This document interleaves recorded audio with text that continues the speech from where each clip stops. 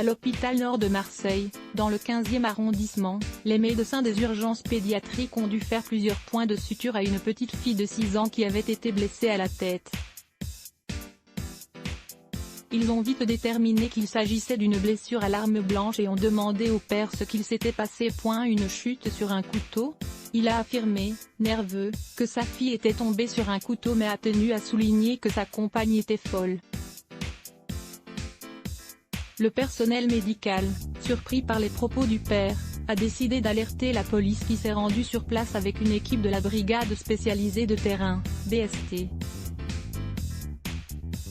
Ces derniers ont alors interrogé la fillette qui a raconté que sa mère lui avait mis un coup de couteau parce qu'elle considérait qu'elle n'avait pas fait ses devoirs correctement.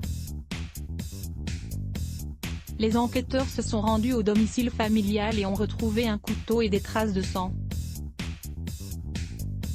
La jeune fille avait d'ailleurs ajouté qu'après le coup à la tête, sa mère avait mis de la farine sur sa plaie pour tenter de stopper le saignement. La mère a reconnu les faits face aux policiers qui l'ont interpellée et placée en garde à vue. La mère a reconnu s'être emportée. Elle cuisinait couteau à la main et n'a pas pu arrêter son geste, blessant ainsi sa fille à la tête. Elle insiste pourtant sur le fait qu'elle voulait seulement la réprimander pour ne pas avoir fait ses devoirs comme il se devait.